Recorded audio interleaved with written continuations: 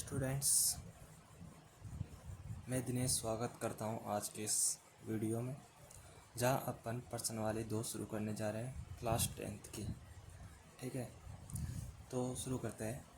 देखो, पर्सन वाली 2, पहले पर्सन वाली 2 का नाम है बहुपद।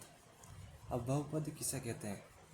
तो ऐसे बीजीय व्यंजक, इंग्लिश में इसे कहा जाता है एलजेब्रिक एक्सप्रेशन, जिसमें चरों की घातांक सदैव पूर्ण संख्या हो। पूर्ण संख्या का मतलब क्या है? पूर्ण संख्या का मतलब है 0 से अनंत तक, मतलब 0 भी हो सकती है घात। ठीक है, तो अब बीजीय व्यंजक किसे कहते हैं?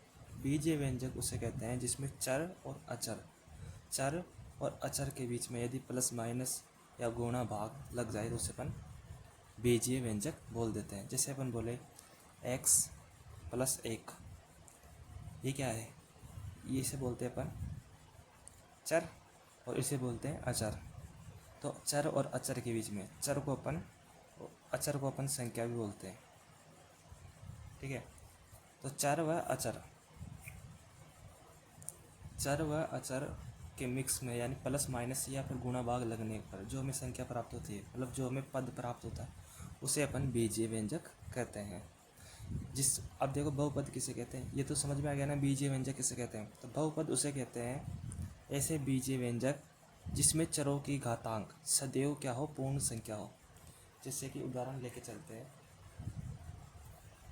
जैसे 2x-3। अब देखो, पहले बताओ ये बीजीय व्यंजक है या नहीं है? है, क्योंकि इसमें चर भी है और अचर भी है, और दोनों के बीच में प्लस माइनस गुणा भाग भी हो सकता है, कुछ भी हो सकता है। जिसमें चरों की घातांक, मतलब चर क्या है? x है, और x की घातांक पूर्ण संख्या होनी चाहिए। यहाँ पर देखो, x की कितनी घात है? 1। x की घात कितनी है? 1। इसका मतलब ये बहुपद है। जैसे कि और उदाहरण ले तो x² + 2, ये भी क्या है? बहुपद है, क्योंकि इसमें क्या है? x की अधिकतम घात कितनी है? 2। x क्या है तुम्हारा? चर, और चर की अधिकतम घात कितनी होनी चाहिए? पूर्ण संख्या होनी चाहिए। ठीक है, अब मैं बोलूँ 1/x+1। अब बताओ ये क्या बहुपद है? नहीं, बहुपद क्यों नहीं है? क्योंकि है ना, x+1 है, जब ये ऊपर जाएगा तो x+1 की घात कितनी हो जाएगी? -1 हो जाएगी। अब -1 घात हो गई, जो कि क्या है? पूर्ण संख्या नहीं है, वो पूर्णांक संख्या है। अब ये क्या है? बहुपद नहीं है। जैसे और बात करें, √x हो गई। √x को अपन ऐसे लिख सकते हैं ना, x की घात 1/2। जब भी अंडर रूट आए तो अंडर रूट को अपन घात में 1/2 लिख सकते हैं ना। √x यानी कि x की घात 1/2, जो कि पूर्ण संख्या नहीं है, अतः ये भी क्या नहीं है? बहुपद नहीं है। जैसे और उदाहरण लेते हैं अपन, x - 2/11, यह बहुपद है क्योंकि x की घात कितनी है? अधिकतम 1। वो कितना हो गया? बहुपद हो गया। क्योंकि अब जैसे यदि अपन बात करें जैसे कि x² y³ + 2x + 3।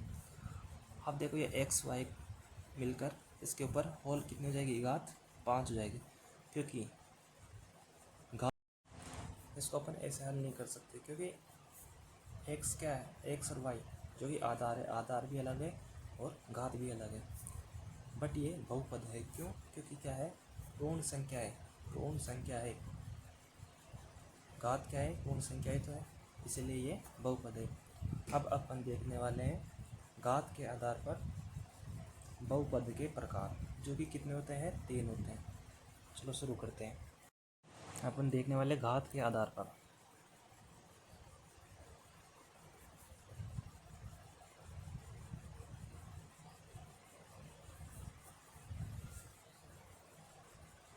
घात के आधार पर बहुपद के प्रकार कितने होते हैं? 3 होते हैं।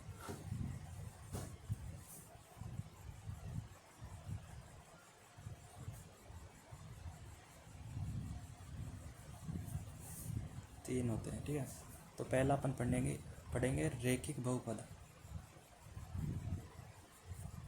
रेखिक रेखिक बहुपद। देखो रेखिक बहुपद उसे बोलेंगे जिसमें अधिकतम घात कितनी हो, चर की अधिकतम घात 1 हो, चर की अधिकतम घात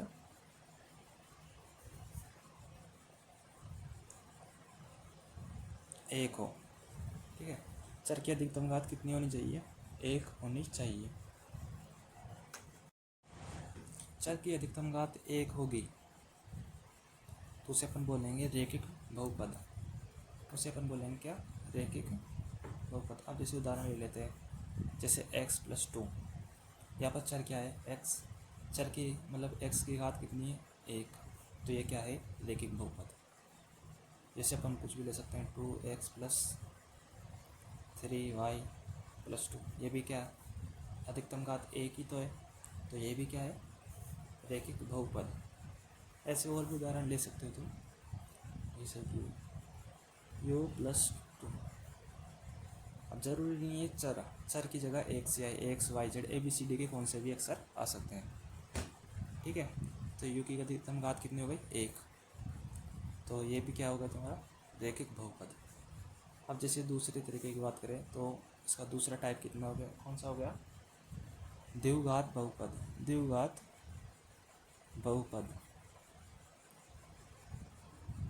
द्विघात बहुपद में क्या होता है, चर की अधिकतम घात कितनी होनी चाहिए, 2 होनी चाहिए। द्वि यानी 2, घात यानी घात मतलब पावर, डिग्री है ना। तो जैसे कि अपन बात करें x² + 2, अब इसमें अधिकतम घात कितनी है, 2, तो ये कौन सा हो गया, इसमें अधिकतम घात कितनी हो गई, 2, तो ये कौन सा हो गया, द्विघात हो गया, द्विघात बहुपद हो गया। अच्छा मैं पूछूं कि 2 का स्क्वायर क्या ये द्विघात बहुपद है, पहली बात तो ये बहुपद ही नहीं है, क्योंकि उसमें क्या होना चाहिए, x भी होना चाहिए, यानी चर और अचर दोनों होना ज़रूरी है। इसमें अचर तो है लेकिन चर है ही नहीं, इसलिए बहुपद ही नहीं है, और बहुपद ही नहीं है तो द्विघात बहुपद कैसे हो सकता है। ठीक है, तो अधिकतम घात कितनी होनी चाहिए, द्विघात बहुपद में 2 होनी चाहिए। जैसे कि और उदाहरण ले तो 4z² + 1/7, देखो z की अधिकतम घात कितनी है, 2, तो ये भी क्या है, द्विघात बहुपद। अब तीसरे टाइप्स की बात करते हैं अपन, त्रिघात बहुपद। अब त्रिघात बहुपद आप अपने आप ही समझ गए होंगे, जिसमें अधिकतम घात कितनी हो, 3 हो। ठीक है, जैसे कि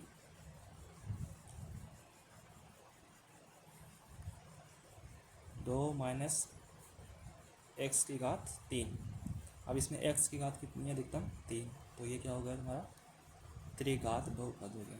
जैसे कि और उदाहरण ले सकते हो, 3, अब x से जाए तो 3x² - 2x + y प्लस, तो इस बहुपद में x की या फिर मतलब चर की अधिकतम घात कितनी है, चर की अधिकतम घात यहाँ पर है 3, तो 3 मतलब कि ये त्रिघात है। ऐसे कुछ भी आ जाए, त्रिघात मतलब 3 घात है अधिकतम, किस पर, अचर पर, तो अपन उसको बोलेंगे त्रिघात बहुपद। ठीक है, तो ये त्रिघात बहुपद हो गया ये वाला। अब अपन क्वेश्चंस की तरफ चलते हैं। क्वेश्चन से पहले मैं एक चीज़ बता देता हूँ एक बात। ठीक, तो अपन के सिलेबस में है द्विघात बहुपद को केवल क्या है, द्विघात बहुपद को हल करना। ठीक है, पहले हुआ करती थी त्रिघात बहुपद भी, अब नहीं है, अब केवल क्या है, द्विघात बहुपद। द्विघात बहुपद यानी कि 2 घात होनी चाहिए। जैसे मैं उदाहरण ले लेता हूँ, 2x² + x + 3। ठीक है, अब मैंने ये कुछ बहुपद लिख लिया, अब इसमें अधिकतम घात कितनी है, 2, तो यानी कि द्विघात बहुपद है। अब देखो अपन को पता होना चाहिए शून्याङ्कों की संख्या। इस शून्याङ्कों की संख्या कैसे निकाली जाती है ये अपन बाद में समझेंगे, पहले बताओ शून्याङ्कों की संख्या कितनी है। अभी शून्याङ्क कैसे निकाले जाते हैं वो अपन आगे के वीडियो में समझेंगे। ठीक है, जब अपन 2.2 शुरू करेंगे।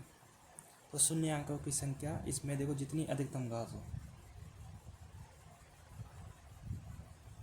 अधिकतम घात, अब इसमें अधिकतम घात कितनी है 2, तो इसमें शून्य अंकों की संख्या कितनी होगी 2। ठीक है। अब जैसे मैं और प्रश्न पूछता हूँ, x³ + 3, तो बताओ इसमें कितने होंगे, तो इसमें 3 होंगे। शून्य अंकों की संख्या कितनी होगी 3 होगी। मतलब क्यों, अधिक चर पर अधिकतम घात कितनी है 3, तो वही क्या होती है शून्य अंकों की संख्या। तो शून्य अंकों की संख्या निकालना सीख गए। मतलब जिसमें जितनी अधिकतम घात क्या हो, चर की अधिकतम घात ही शून्य की संख्या कहलाती है। लेकिन अपन के 2.1 प्रश्न वाले में क्या है, ग्राफ। अपन ग्राफ के माध्यम से भी पता लगा सकते हैं शून्य अंकों की संख्या। इसे अपन बोलते हैं y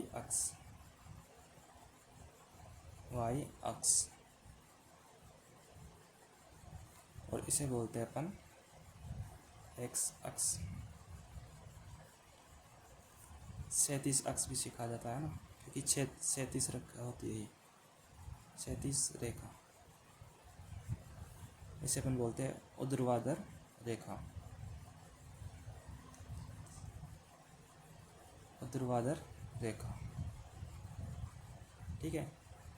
अपन को कोई भी ग्राफ दे देगा, मान लो ये ग्राफ दे दिया अपन को, मेरे को बताओ ये x अक्ष पर कितनी बार काट रही है, तो एक यहाँ पर काट रही है ना, और दूसरी बार यहाँ पर काट रही है। इसका मतलब इस ग्राफ से अपन पता लगा सकते हैं क्या, कि इसमें शून्य अंकों की संख्या कितनी होगी, शून्य अंकों की संख्या कितनी होगी, शून्य अंकों की संख्या 2 होगी जितनी बार काटे। ठीक है। अभी मान लो ऐसा आ जाए तो 1